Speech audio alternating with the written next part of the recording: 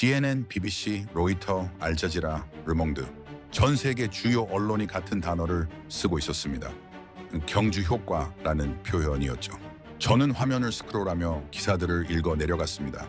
에이펙은 경주에서 열렸지만 경주는 에이펙을 넘어섰다. 프랑스 르몽드의 헤드라인이었습니다. 경주는 한국이 세계에 던진 문화적 선언이다. 독일 슈피겔의 평가였습니다. 교토가 과거에 머물렀다면 경주는 과거와 현재를 연결했다. 일본 요미우리 신문의 칼럼이었죠. 저는 12년간 국제 행사를 취재해왔습니다. 나토 G20, UN 총회까지 다녀봤죠. 그래서 압니다. 행사가 끝나면 언론의 관심도 끝난다는 걸 말입니다. 그런데 지금은 정반대였습니다. 에이펙이 끝난 지 일주일이 지났는데 세계 언론은 여전히 경주를 이야기하고 있었습니다. 저는 뉴욕행 티켓을 취소했습니다. 이 현상의 중심으로 가봐야 했기 때문입니다. 공항 전광판이 붉게 깜빡였습니다. 출국 지연. 게이트 32. 저는 짐을 든 채 멈춰섰죠. CNN 뉴스가 흘러나오고 있었습니다. 인천공항 입국자 21만 명 돌파. 에이펙 종료 후 오히려 증가세. 잠깐 뭐라고 했습니까? 행사는 어제 끝났습니다. 세계 정상들은 이미 자국으로 돌아갔죠. 그런데 숫자가 늘었다는 겁니까? 저는 전직 군 정보장교였습니다. 전장에서 배운 게 하나 있습니다. 패턴이 깨지면 그건 신호입니다. 저는 뉴욕행 탑승권을 주머니에 쑤셔넣고 공항 데이터 센터로 향했습니다. BBC, 로이터, AFP 모든 외신이 같은 숫자를 보도하고 있었죠. 21만 명. 평소 인천공항 하루 입국자는 9만 명 정도입니다. 그런데 지금은 2배가 넘습니다. 에이펙 정상회의 기간에도 이 정도는 아니었어요. 정상들이 떠난 다음 날 오히려 더 많은 사람이 들어오고 있었습니다. 저는 입국장 쪽으로 걸어갔습니다. 게이트 앞 대기줄에는 각국의 사람들이 서 있었죠. 프랑스 대학생 2명이 지도를 펼쳐들고 있었습니다. 싱가포르에서 온 노부부는 여행 가이드북을 넘기고 있었어요. 독일 가족은 아이들 손을 잡고 환전소 앞에 서 있었습니다. 저는 그들에게 물었습니다. 어디로 가십니까? 프랑스 학생이 먼저 대답했죠. 경주요. 친구가 추천했어요. 에이펙 끝나고 지금이 딱 좋대요. 싱가포르 할아버지가 웃으며 말했습니다. 교토보다 낫다던데요. 천년 고도잖아요. 독일 아버지는 아이 머리를 쓰다듬으며 말했습니다. 불국사 보러 가요. 유네스코 세계문화유산이래요. 경주. 모두의 답이 같았습니다. 저는 그 순간 확신했습니다. 이건 우연이 아니라는 걸. 저는 뉴욕행 티켓을 취소했습니다. 편집장에게 문자를 보냈죠. 사흘 더 필요합니다. 경주로 갑니다. 답장은 간단했습니다. 왜? 저는 잠시 생각하다가 답했습니다. 숫자가 이상합니다. 행사가 끝났는데 사람들이 몰리고 있어요. 서울역 플랫폼 새벽 7시. 신경주행 KTX 만석이라는 전광판이 제 눈앞에 떴습니다. 만석이라고요? 평일 아침인데 만석입니까? 저는 표를 예매하려다 깨달았습니다. 이미 늦었다는 걸. 입석표조차 구하기 어려웠죠. 결국 2시간을 기다려 오전 9시 열차를 탔습니다. 객차 안으로 들어서는 순간 저는 숨을 멈췄습니다. 8할이 외국인이었습니다. 중국어, 일본어, 영어, 프랑스어, 독일어. 언어들이 뒤섞여 들렸죠. 창가 좌석의 프랑스 커플은 스마트폰으로 불국사 사진을 보고 있었습니다. 뒷좌석의 일본인 단체는 첨성대 지도를 펼쳐놓고 토론 중이었어요. 복도 쪽 독일 가족은 아이에게 한국 역사책을 읽어주고 있었습니다. 저는 빈 좌석을 찾아 앉으며 주변을 둘러봤습니다. 이건 단순한 관광붐이 아니었습니다. 뭔가 조직된 움직임처럼 느껴졌죠. 열차가 남쪽으로 내려갈수록 제 머릿속에선 질문이 쌓여갔습니다. 행사는 끝났는데 왜 지금 경주입니까? 누가 이들을 부른 겁니까? 어떻게 이렇게 많은 사람이 동시에 움직이는 겁니까? 창밖으로 들판이 펼쳐졌습니다. 저는 이라크와 아프가니스탄에서 2번의 파병을 경험했습니다. 그곳에서 배운 게 있죠. 비정상적인 데이터는 사건의 신호라는 것. 그리고 지금 제 본능이 속삭이고 있었습니다. 이건 끝이 아니다. 시작이다. 열차는 계속 남쪽으로 달렸습니다. 객차 안의 외국인들은 여전히 들떠 있었죠. 그들의 목적지는 모두 같았습니다. 경주. 행사는 끝났지만 열광은 이제 시작이었습니다. 신경주역에 도착하기 30분 전, 저는 노트북을 열어 경주에 대한 자료를 찾아보기 시작했습니다. 인구 25만 명의 작은 도시라는 것, 신라 천년의 수도였다는 것, 불국사와 석굴암이 유네스코 세계문화유산이라는 것 정도는 이미 알고 있었지만 그 이상의 정보는 필요했죠. 왜냐하면 지금 제 눈앞에서 벌어지고 있는 일은 단순한 관광붐으로는 설명이 되지 않았기 때문입니다. 21만 명이라는 숫자는 경주 전체 인구에 맞먹는 규모였고 그 숫자가 불과 며칠 사이에 몰려들고 있다는 사실은 제가 지난 20년간 취재했던 어떤 국제 행사보다도 강렬한 움직임이었습니다. 검색창에 경주 에이펙이라고 입력하자 수백 개의 기사가 쏟아졌습니다. CNN, BBC, 로이터, 알자지라, 르몽드, 프랑크푸르터, 알게마인에 심지어 인도의 타임스 오브 인디아까지 모두 같은 단어를 쓰고 있었죠. 경주 효과라는 표현이었습니다. 기사 내용을 읽어내려가면서 저는 점점 더 놀라움을 감추지 못했습니다. 에이펙 정상회의가 열린 사흘 동안 경주는 세계 각국 언론의 집중 조명을 받았고 천년 고도의 아름다움과 문화유산이 실시간으로 전 세계에 송출되었으며 그 과정에서 경주라는 이름이 교토, 로마, 아테네와 같은 반열에 오르게 되었다는 분석이 줄을 이었습니다. 특히 제 눈길을 끈 것은 프랑스 르몽드의 기사였습니다. 에이펙은 경주에서 열렸지만 경주는 에이펙을 넘어섰다는 제목의 기사는 이렇게 쓰고 있었죠. 천년의 역사를 간직한 도시가 현대적 국제회의를 완벽하게 소화해냈고 그 과정에서 한국의 문화적 깊이와 운영 능력을 동시에 보여주었다는 내용이었습니다. 독일의 슈피겔은 더 직설적이었습니다. 경주는 단순한 회의 장소가 아니라 한국이 세계에 던진 문화적 선언이었다고 평가했죠. 일본의 요미우리 신문조차 교토가 과거에 머물렀다면 경주는 과거와 현재를 연결했다는 칼럼을 실었습니다. 저는 노트북 화면을 보며 천천히 고개를 끄덕였습니다. 이제야 조금씩 보이기 시작했기 때문입니다. 에이펙이라는 국제 행사는 단지 각국 정상들이 모여 회의를 하는 것으로 끝나지 않았고 그 과정에서 경주라는 도시 전체가 하나의 무대가 되었으며 세계 언론과 소셜미디어를 통해 수십억 명의 사람들에게 경주의 이미지가 각인되었다는 사실 말입니다. 그리고 그 각인은 단순한 인상이 아니라 구체적인 행동으로 이어지고 있었습니다. 바로 지금 이 열차 안에 가득한 외국인들처럼 말이죠. 창밖으로 경주 시내가 보이기 시작했습니다. 멀리 첨성대의 실루엣이 아침 햇살 속에서 또렷하게 드러났고 그 주변으로 펼쳐진 고분들이 마치 시간의 파도처럼 물결치고 있었습니다. 열차가 속도를 줄이자 객차 안의 외국인들이 일제히 창가로 몰려들었습니다. 프랑스 여학생은 스마트폰을 들어 사진을 찍기 시작했고 독일 아버지는 아이에게 저게 1000년 전에 만들어진 거야라고 설명하고 있었으며 일본인 할머니는 손으로 입을 가린 채 감탄사를 연발했습니다. 신경주역 플랫폼에 내리는 순간 저는 완전히 다른 세계에 들어선 것 같은 느낌을 받았습니다. 역사 안은 사람들로 가득했지만 혼란스럽지 않았고 오히려 모든 것이 정돈된 질서 속에서 흘러가고 있었습니다. 파란색 조끼를 입은 안내원들이 곳곳에 배치되어 있었고 그들은 손에 태블릿을 들고 외국인들을 안내하고 있었습니다. 영어, 중국어, 일본어, 프랑스어로 된 표지판이 동시에 눈에 들어왔고 각 언어마다 같은 정보를 담고 있었습니다. 불국사행, 첨성대행, 대릉원행, 황리단 길행이라는 목적지가 선명하게 적혀 있었죠. 역 광장으로 나오자 더 놀라운 광경이 펼쳐졌습니다. 대형 버스 30여 대가 줄지어 서 있었고 각 버스마다 목적지가 전광판에 표시되어 있었습니다. 안내원들은 관광객들을 확인하고는 적절한 버스로 안내했으며 그 과정은 마치 오케스트라의 연주처럼 정확하고 부드러웠습니다. 저는 그 모습을 보며 문득 깨달았습니다. 이건 즉흥적으로 만들어진 시스템이 아니라는 것을, 오랜 시간 준비되고 설계된 운영 체계라는 것을 말입니다. 저는 불국사행 버스에 올라탔습니다. 좌석에 앉아 창밖을 바라보는 동안 버스는 천천히 경주 시내를 가로지르기 시작했고 그 과정에서 저는 이 도시가 얼마나 치밀하게 준비되어 있는지를 조금씩 이해하게 되었습니다. 거리 곳곳에 세워진 표지판들은 단순히 방향만 알려주는 것이 아니라 6개 언어로 동시에 정보를 제공하고 있었습니다.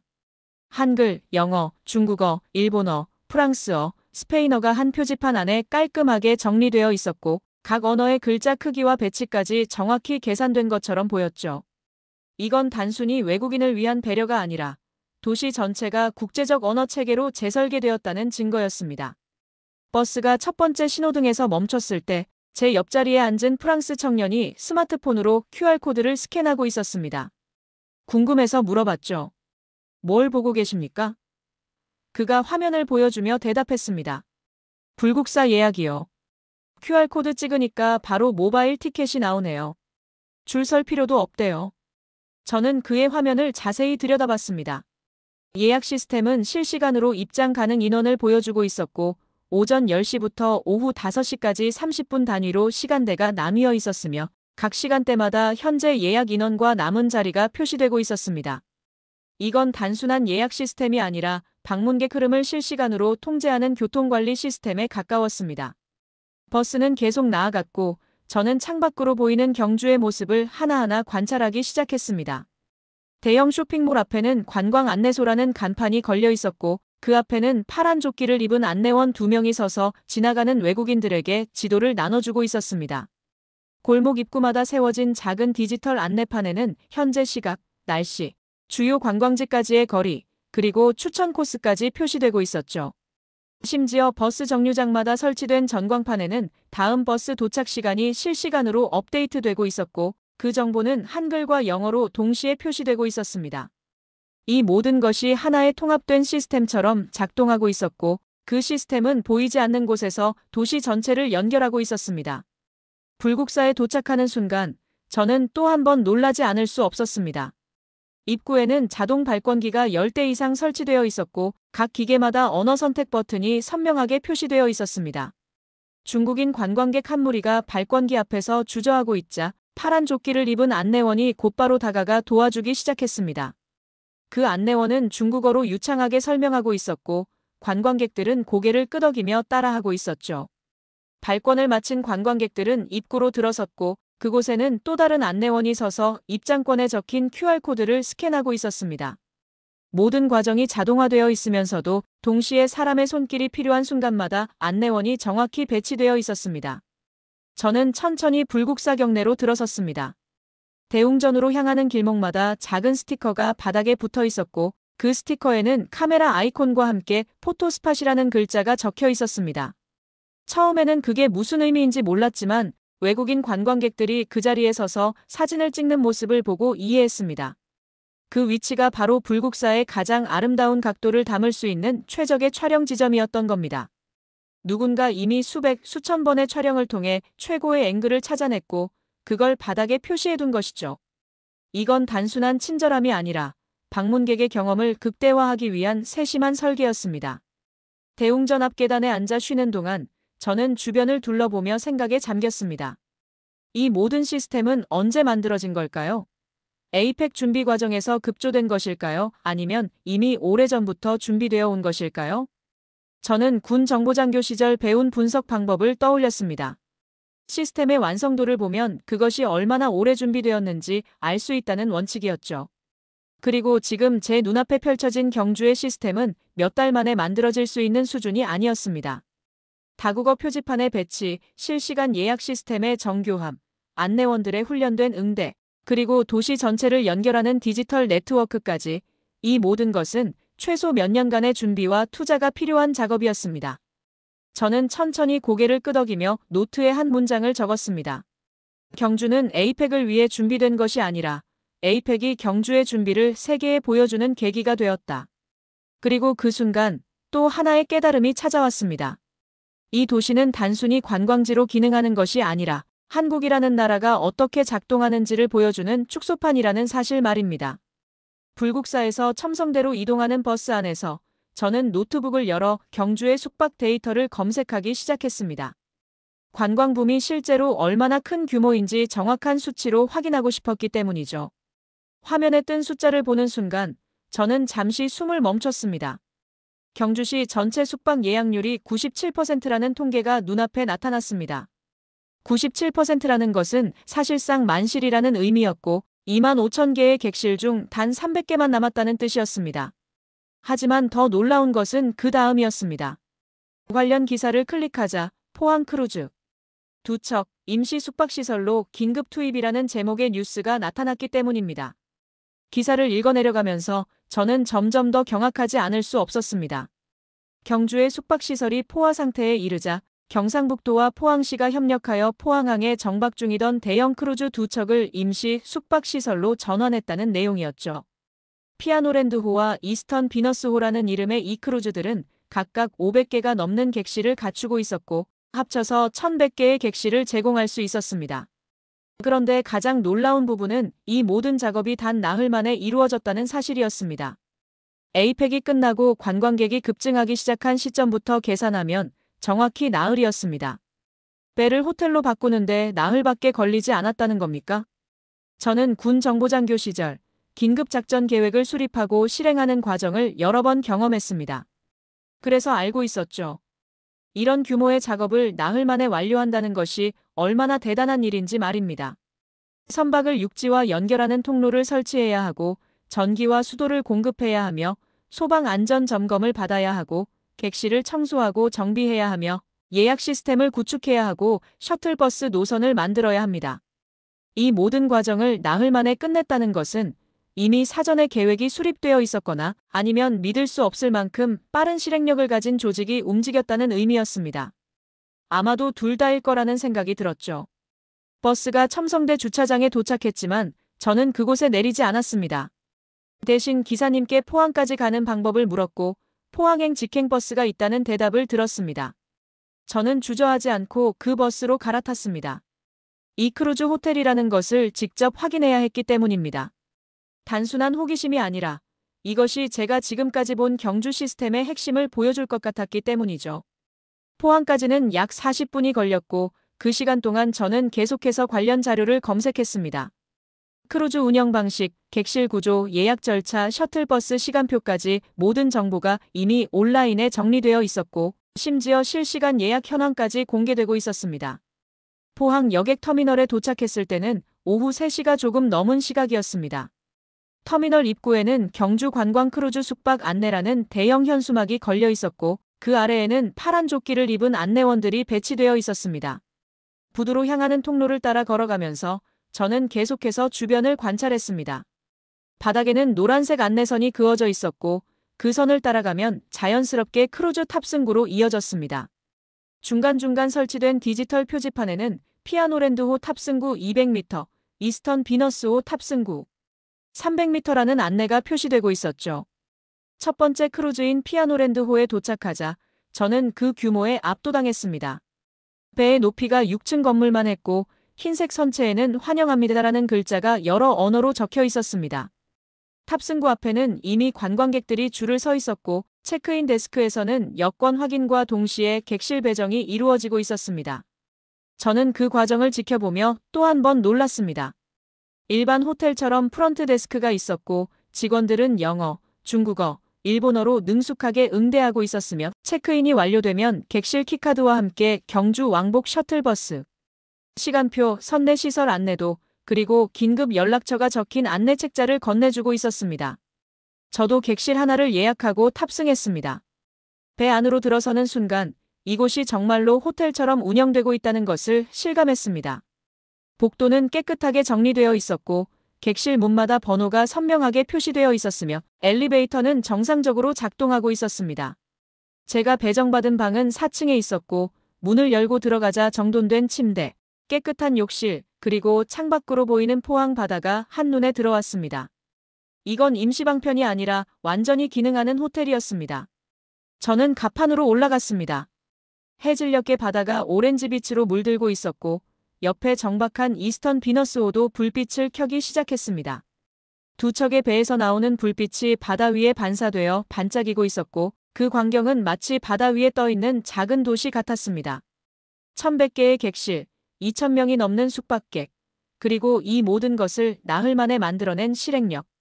저는 난간에 기대어 서서 그 불빛을 바라보며 중얼거렸습니다. 이건 행사가 아니다. 작전이다. 다음 날 아침, 저는 크루즈에서 나와 경주로 돌아가는 셔틀버스에 몸을 실었습니다. 오전 8시에 출발하는 첫 버스였고 차 안에는 저를 포함해서 10여 명의 관광객이 타고 있었습니다. 창밖으로 스쳐 지나가는 포항의 아침 풍경을 바라보면서 저는 어젯밤 갑판에서 본 불빛들을 떠올렸습니다. 1100개의 객실에서 나온 불빛이 바다 위에 반짝이던 그 광경은 단순히 아름다운 풍경이 아니라 하나의 거대한 시스템이 살아 움직이고 있다는 증거였죠. 그리고 그 시스템은 기계나 건물로만 이루어진 것이 아니라 사람들의 손과 땀으로 만들어진 것이라는 생각이 들었습니다. 버스가 경주 시내에 도착했을 때는 아침 9시 30분이었고 저는 황리단길이라는 곳으로 향했습니다. 이곳은 전통 한옥들이 카페와 식당으로 개조되어 젊은 감각과 옛 정취가 공존하는 거리라고 들었죠. 좁은 골목길을 따라 걷다 보니 한옥의 기와 지붕 아래로 현대적인 간판들이 어우러져 있었고 외국인 관광객들이 거리 곳곳에서 사진을 찍고 있었습니다. 그중 한 카페 앞에서 저는 익숙한 파란색 조끼를 입은 안내원을 발견했습니다. 그녀는 지도를 든 프랑스 노부부에게 무언가를 열심히 설명하고 있었고 노부부는 고개를 끄덕이며 그녀의 설명을 듣고 있었습니다. 안내가 끝나고 노부부가 떠나자 저는 그 안내원에게 다가가 말을 걸었습니다. 혹시 잠깐 이야기 나눌 수 있을까요? 그녀는 밝게 웃으며 고개를 끄덕였고 우리는 근처 한옥 카페로 들어갔습니다. 카페 안은 아담하고 조용했으며 창밖으로 보이는 한옥 마당에는 작은 나무 한 그루가 서 있었습니다. 커피를 주문하고 자리에 앉자 그녀는 자신을 김미현이라고 소개했습니다. 32살이고 원래는 서울에서 회사를 다녔는데 에이펙 준비 과정에서 경주로 내려와 관광 안내원 교육을 받게 되었다고 했죠. 교육은 얼마나 받으셨어요? 제가 물었습니다. 김미현은 커피를 한 모금 마시고 천천히 대답했습니다. 6개월이요. 처음엔 한 달만 교육받고 시작하는 줄 알았는데 시에서 제대로 하고 싶다고 하더라고요. 영어 회화부터 시작해서 경주 역사, 문화유산 해설, 위기 상황 대처, 심지어 기본 중국어와 일본어까지 배웠어요.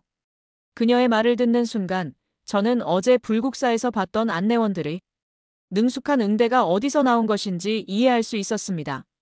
6개월간의 체계적인 교육이 있었기 때문이었죠. 힘들지 않으세요? 제가 다시 물었습니다. 김미연은 잠시 생각하더니 조심스럽게 말했습니다. 솔직히 말하면 힘들어요. 하루에 100명 정도의 외국인을 상대하거든요. 아침 8시부터 저녁 6시까지 계속 서 있어야 하고 같은 질문을 수십 번 반복해서 대답해야 하죠. 발도 아프고 목도 쉬고 가끔은 정말 지칠 때도 있어요.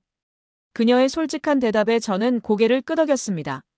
시스템이 아무리 완벽해도 결국 그 시스템을 움직이는 것은 사람이고 그 사람들은 각자의 고충을 안고 있다는 사실을 새삼 느꼈기 때문입니다. 하지만 김미연의 다음 말은 제 예상을 벗어났습니다. 그런데요, 어제 있었던 일인데 프랑스에서 오신 할머니 한 분이 계셨어요. 첨성대를 안내해드렸는데 할머니가 제 손을 꼭 잡으시더라고요. 그러면서 1400년 전에 만들어진 건물이 아직도 이렇게 온전하게 남아있다는 게 믿어지지 않는다고 눈물을 글썽이시면서 말씀하시는 거예요. 김미현의 목소리가 조금 떨렸고 그녀의 눈가도 약간 붉어졌습니다. 그때 느꼈어요. 내가 지금 하는 일이 단순히 길을 안내하는 게 아니라 우리 역사를 세계에 전하는 일이라는 걸요. 그 할머니는 프랑스로 돌아가서 가족들한테, 친구들한테 경주 이야기를 하실 거잖아요.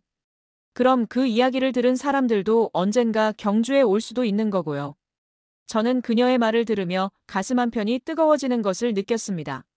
저는 지난 20년간 전 세계의 분쟁 지역과 국제회의를 취재하면서 수많은 시스템과 조직을 봐왔지만 그 시스템 뒤에 숨은 개인의 이야기에는 그다지 관심을 두지 않았습니다. 숫자와 데이터, 전략과 구조만 보려고 했죠. 하지만 지금 제 앞에 앉아있는 김미현이라는 한 사람의 이야기를 듣고 나니 경주의 성공이 단순히 완벽한 시스템 덕분만은 아니라는 것을 깨달았습니다. 그 시스템을 움직이는 사람들의 자부심과 헌신이 있었기 때문이었습니다. 카페를 나와 황리단길을 계속 걷다 보니 작은 한 식당 앞에 멈춰 섰습니다. 할매 손맛이라는 소박한 간판이 걸려 있었고 안으로 들어가자 50대로 보이는 주인 아주머니가 반갑게 맞아주셨습니다. 점심시간이 조금 지난 시각이라 손님은 많지 않았고 저는 비빔밥 한 그릇을 주문하며 주인 아주머니께 조심스럽게 물어봤습니다. 요즘 장사 잘 되시나요? 아주머니는 웃으며 대답했습니다. 잘 되죠. 미칠 것 같아요. 아침부터 밤까지 사람이 끊이질 않아요. 외국 사람들도 엄청 많이 오고요. 힘드시겠어요. 제가 말했습니다. 아주머니는 고개를 끄덕이며 말했습니다. 힘들죠. 그래도 행복해요. 우리 음식을 세계 사람들이 먹잖아요.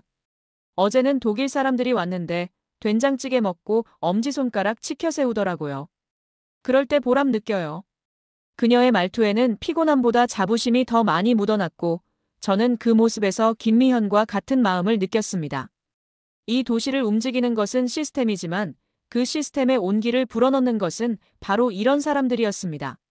식사를 마치고 자리에서 일어나면서 저는 노트에 한 문장을 적었습니다. 이 도시는 숫자가 아니라 얼굴로 기억된다. 21만 명이라는 숫자는 통계였지만 김미현의 눈물과 식당 주인의 미소는 진짜 이야기였습니다. 그날 오후 하늘이 갑자기 어두워지기 시작했습니다.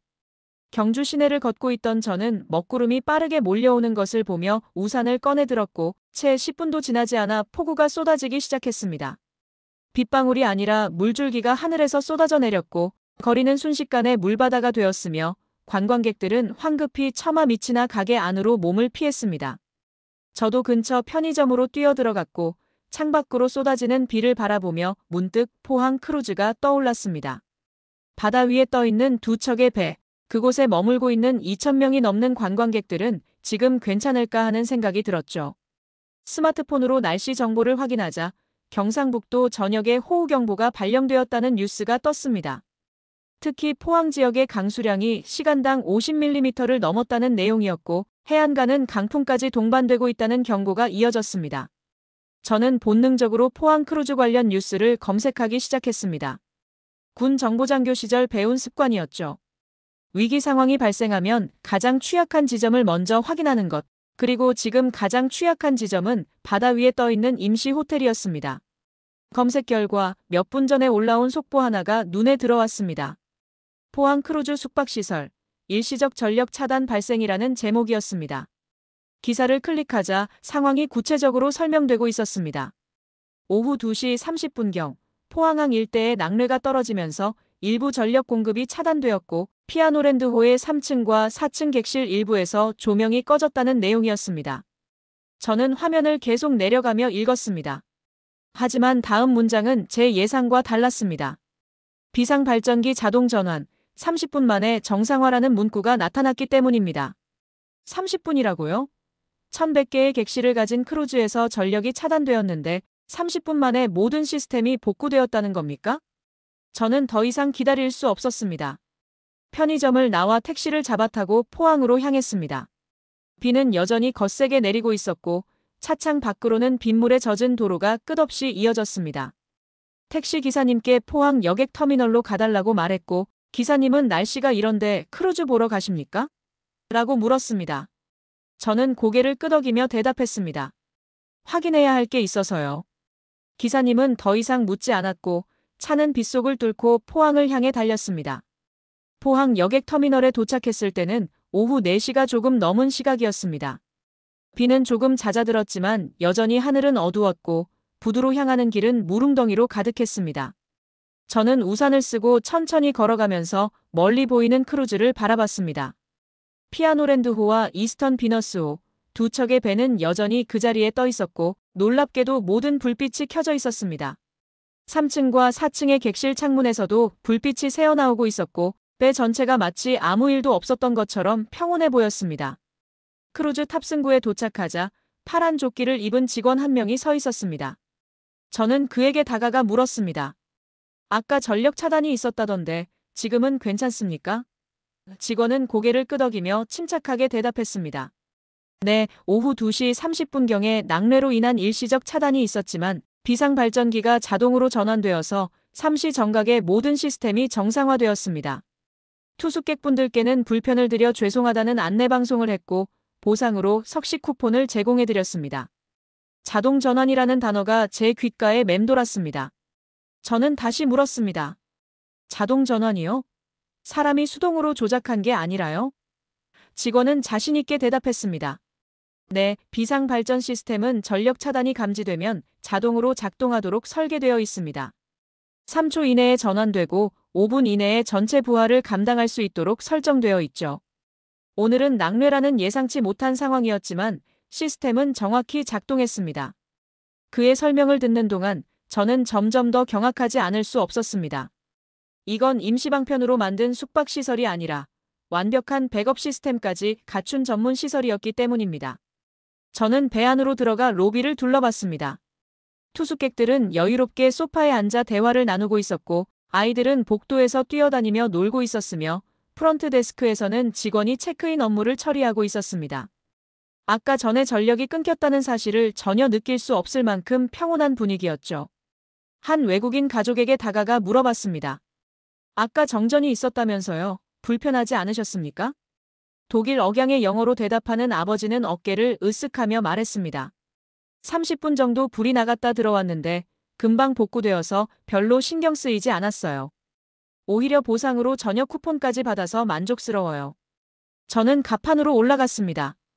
빗방울이 여전히 떨어지고 있었지만 폭우는 완전히 멈춘 상태였고 구름 사이로 희미하게 햇빛이 새어나오기 시작했습니다. 난간에 기대어 서서 바다를 바라보는 동안 저는 오늘 목격한 일의 의미를 곱씹었습니다. 전력 차단이라는 위기 상황이 발생했지만 시스템은 자동으로 대응했고 30분 만에 모든 것이 정상화되었으며 투숙객들은 큰 불편 없이 하루를 이어갈 수 있었습니다. 이건 우연이 아니라 치밀하게 설계된 프로토콜이었고 그 프로토콜은 위기를 예측하고 대비하는 철학에서 나온 것이었습니다.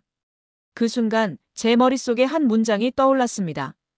경주는 천년의 유산 위에 현대적 작전 체계를 세워둔 도시다. 불국사는 유네스코 문화유산이지만 경주의 운영 시스템 그 자체가 국가적 유산이라는 생각이 들었습니다.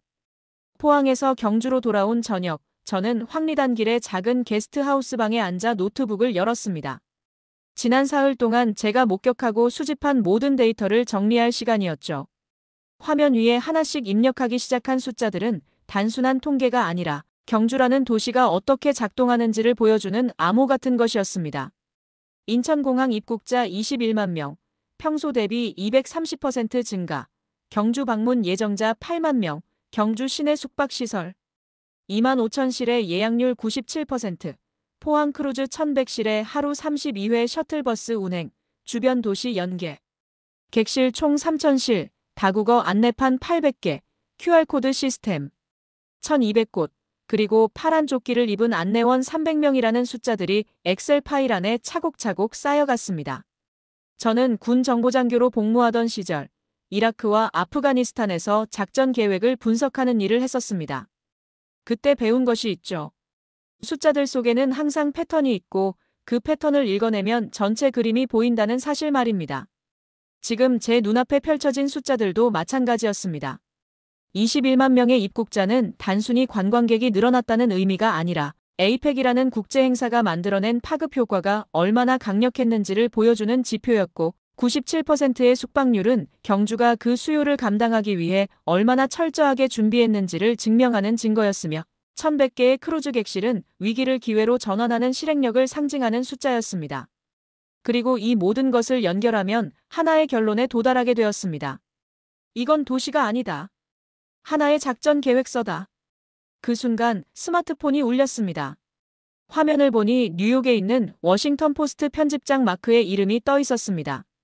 시차를 계산해보니 뉴욕은 지금 아침 8시쯤 되었을 것이고 그는 출근하자마자 제게 전화를 건 것이었죠. 저는 통화 버튼을 눌렀고 익숙한 목소리가 들려왔습니다. 알렉스, 상황은 어떤가? 기사 마무리는 됐나? 그의 목소리는 평소처럼 바빴고 제가 대답하기도 전에 그는 다시 말했습니다.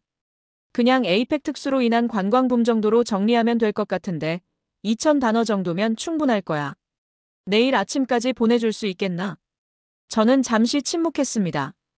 창밖으로 황리단길의 밤거리가 보였고 네온사인 불빛 아래로 외국인 관광객들이 오가고 있었으며 한옥 카페에서는 여전히 사람들이 차를 마시며 대화를 나누고 있었습니다.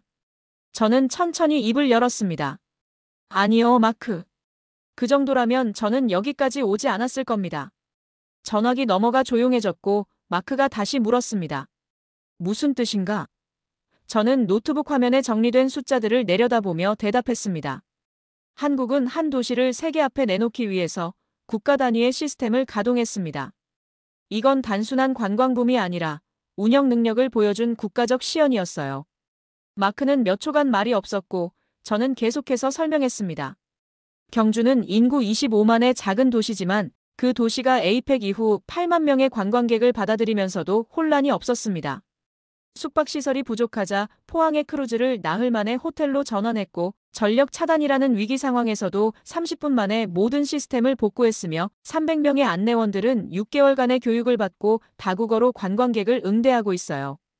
이 모든 것이 우연이라고 생각하십니까? 마크는 잠시 생각하더니 물었습니다. 그럼 자네는 이걸 뭐라고 부르겠나? 저는 주저없이 대답했습니다. 작전입니다. 그리고 성공적인 작전이죠. 통화를 끝내고 나서 저는 의자에 깊숙이 몸을 기댄 채 천장을 바라봤습니다. 마크는 제 의견을 받아들였고 기사 분량을 5천 단어로 늘려도 좋다고 했으며 마감 시간도 이틀 더 연장해 주었습니다.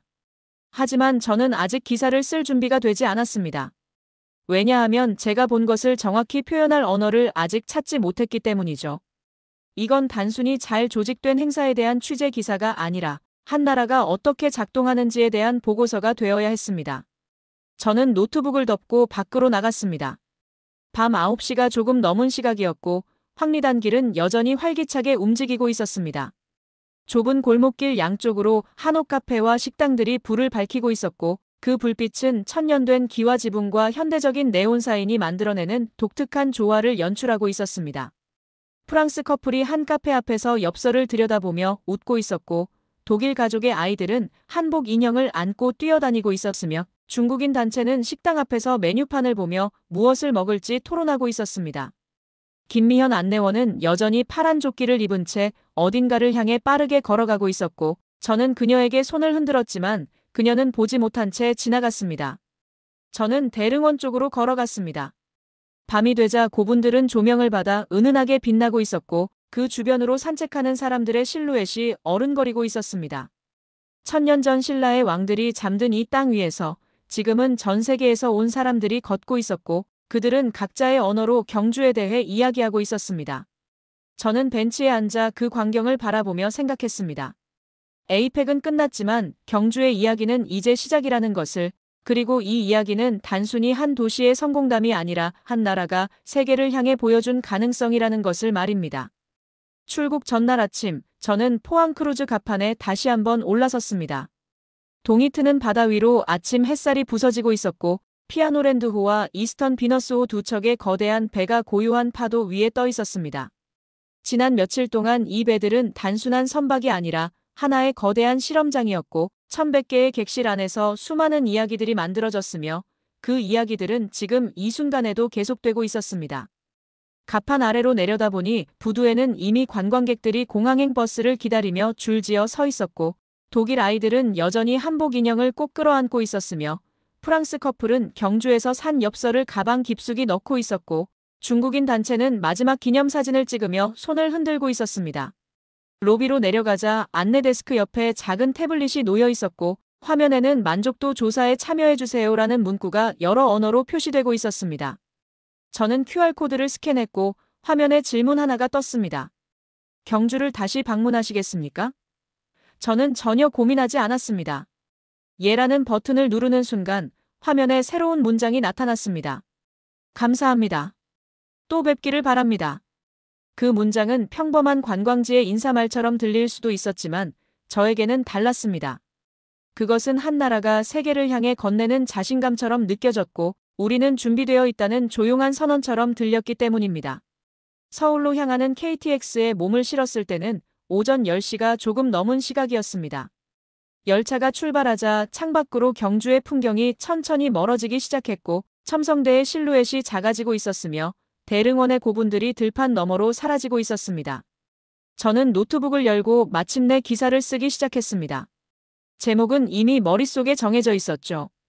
경주, 천년의 도시가 세계의 중심이 되다. 그리고 첫 문장은 이렇게 시작했습니다. 21만 명이 움직였다. 그것은 한 행사가 남긴 잔향이 아니라 한 나라가 스스로를 증명하는 방식이었다.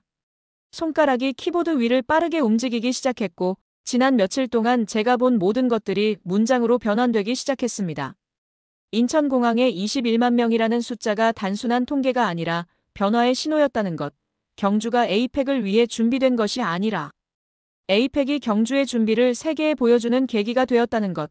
97%의 숙박률과 나흘 만에 만들어진 크루즈 호텔이 단순한 대응이 아니라 치밀한 시스템의 결과였다는 것, 그리고 6개월간 교육받은 300명의 안내원들과 6개 언어로 된 800개의 표지판이 보여주는 것은 한국이라는 나라가 얼마나 세심하게 준비하는지에 대한 증거라는 것들을 하나씩 풀어나갔습니다. 특히 김미현이라는 안내원이 들려준 프랑스 할머니의 이야기는 제 기사의 중심이 되었습니다. 1400년 전에 만들어진 건물이 지금도 서 있다는 사실에 눈물을 흘린 그 할머니의 모습은 경주가 단순히 관광지가 아니라 시간과 역사를 연결하는 다리라는 것을 보여주었기 때문입니다. 그리고 포항 크루즈에서 겪었던 전력 차단과 30분 만의 복구는 위기를 예측하고 대비하는 한국의 시스템이 얼마나 정교한지를 증명하는 사례가 되었습니다. 저는 기사 중간쯤에 이런 문장을 썼습니다. 경주는 혼자 서지 않았다. 포항, 울산, 부산이 함께 움직였다. 이것이 한국식 작전이었다. 열차가 대전을 지나 서울로 가까워질수록 기사도 서서히 마무리 단계에 접어들었습니다. 저는 마지막 문단을 쓰면서 창밖을 잠시 바라봤습니다. 들판이 멀어지고 있었고 그 너머에는 제가 이제 다르게 보게 된 나라가 있었습니다. 불과 일주일 전만 해도 저는 한국을 경제 성장에 성공한 작은 나라 정도로 이해하고 있었지만 지금은 달랐습니다. 이 나라는 크기로 싸우지 않고 준비로 싸우며 위기를 기회로 바꾸는 능력을 가진 나라였고 1000년의 역사를 현대기술과 연결하여 세계에 보여줄 수 있는 나라였습니다. 저는 천천히 손가락을 움직여 마지막 문장을 입력했습니다. 이것은 한 도시의 성공이 아니다. 한국이 세계에 보여준 가능성이다. 그리고 나는 안다. 나는 다시 돌아올 것이다. 경주로. 엔터키를 누르는 순간 지난 12년 동안 수많은 전쟁터와 회의장을 돌아다니며 써온 수백 개의 기사들 중에서 이 기사가 차지할 자리가 보였습니다. 이건 단순한 여행기가 아니었고 관광붐에 대한 보도도 아니었습니다. 이것은 작지만 준비된 나라가 세계 질서 속에서 어떤 힘을 가질 수 있는지를 보여주는 증언이었고 국가의 진짜 힘이 군사력이나 경제 규모가 아니라 위기를 예측하고 미리 준비하는 능력에 있다는 것을 증명하는 기록이었습니다. 기사를 저장하고 편집장 마크에게 전송 버튼을 누르면서 저는 마음속으로 다짐했습니다. 언젠가 다시 한국으로 돌아오겠다고, 그리고 그때는 경주뿐만 아니라 이 나라의 다른 도시들도 취재하겠다고 말입니다. K-팩 수출, 원자력 발전소 수주, 스마트시티 건설, 한국이 세계 무대에서 보여주고 있는 수많은 이야기들이 제 앞에 펼쳐져 있었고 저는 그 이야기들을 세계에 전하는 증인이 되고 싶었습니다. 열차가 서울역에 도착했을 때 저는 노트북을 덮고 창밖을 바라봤습니다. 대도시의 고층 빌딩들이 하늘을 향해 솟아 있었고 사람들은 분주하게 움직이고 있었으며 이 나라는 여전히 멈추지 않고 달리고 있었습니다. 그리고 저는 이제 알고 있었습니다. 한국은 준비하고 있다는 것을, 그리고 세계는 아직 이 나라가 무엇을 할 수 있는지 다 보지 못했다는 것을 말입니다.